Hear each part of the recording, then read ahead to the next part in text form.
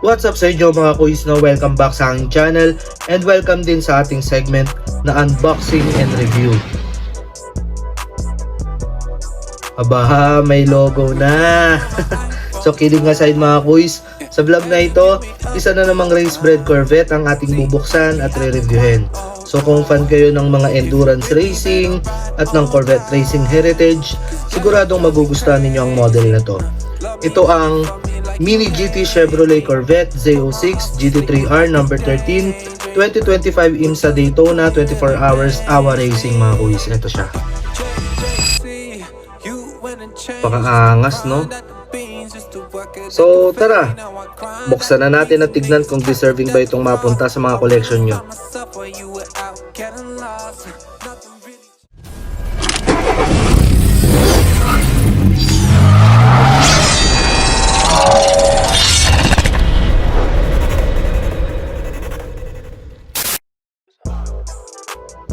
Ayan mga kuis, no, unang tingin pa lang sa packaging, no, premium na agad ang dating.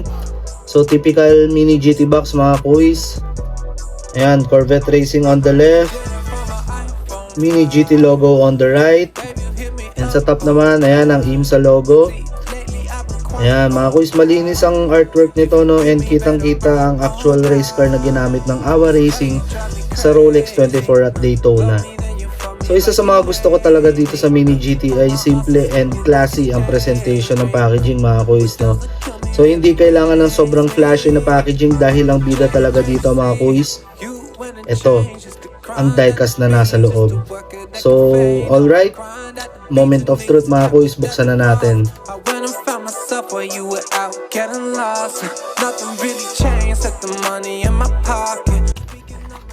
Ayan mga kuis, napakaganda niya, no?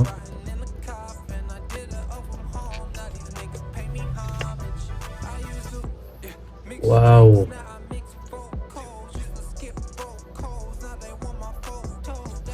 Detalyado mga kuis.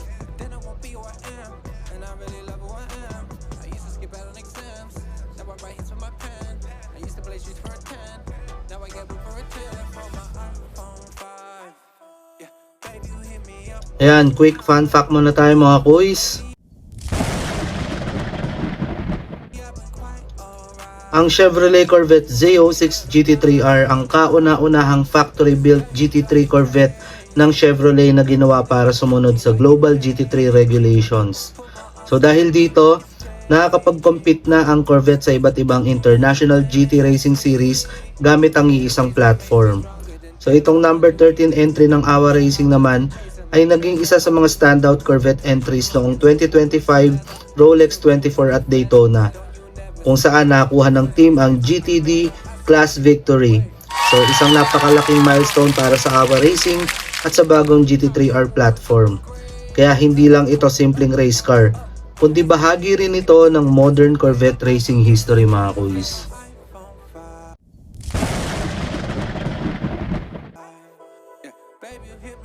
So tara mga kuis, no, himayin na natin ang details ng diecast na to, no. Ayan. Unahin na natin ang paint finish niya mga kuis. Ayan. Napakaganda ng combination ng black, gold at yellow livery, no. Malinis ang application ng paint at consistent ang gloss finish sa buong katawan ng diecast na to. Ayan. So pagdating naman sa sponsor decals mga kuis, ayan, makikita nyo, sobrang linaw ng mga print, no, kahit napakaliit. Readable pa rin and hindi mo blurry, no mga kuis. So isa ito sa mga strengths talaga ng Mini GT. So sa harap naman, ayan, kompleto ang race details, no, yung aggressive front splitter.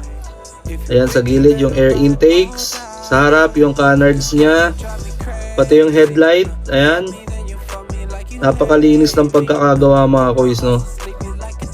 Sa gilid, ayan, makikita naman natin ang wide body stance ng GT3R, no. Ang wheel design niya ay accurate sa actual race car. May detailed brake components at printed pa ang Michelin tire markings, kaya mas realistic ang overall appearance mga kuis. So sa likuran, ayan, nandito ang malaking rear wing.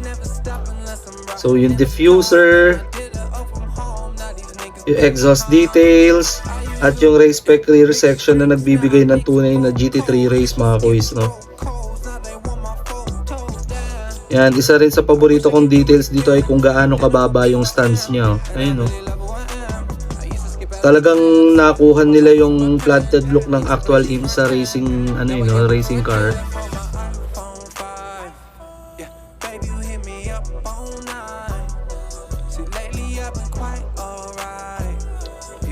So overall mga kuys, ang masasabi ko, isa ito sa pinakamagagandang Corvette GT3 castings na nagawa ng Mini GT hanggang ngayon, no?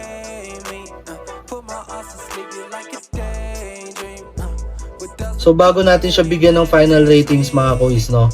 Syempre hindi magiging kompleto ang display kung walang protection. So katulad ng lagi kong ginagamit, ilalagay natin ito sa Mini GT acrylic case from Bellovra. Ayan mga kuys. So crystal clear ang acrylic, kaya kitang kita pa rin ang lahat ng detalye ng diecast, habang protektado naman ito laban sa alikabok, gasgas at accidental handling mga kuys. So kung collector ka na gustong manatiling mint ang display mo, malaking upgrade talaga ang ganitong acrylic case mga kuys. So tara, ilagay na natin siya.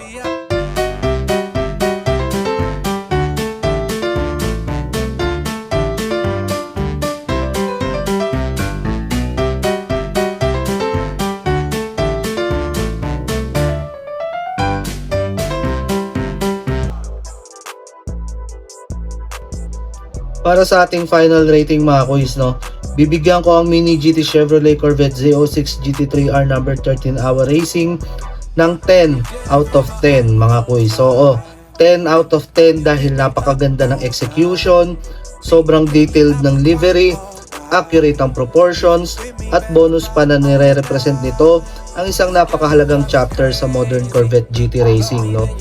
So kung Corvette collector ka kagaya ko, IMSA fan, o mahilig ka sa GT3 race cars, isa ito sa mga models na hindi dapat mawala sa collection mo mga kuys.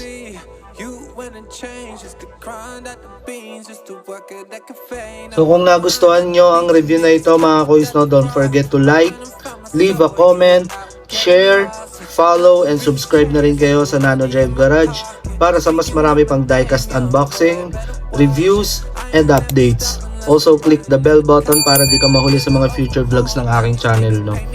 So, maraming salamat sa panonood mga kuys, and I'll see you on the next one. Peace!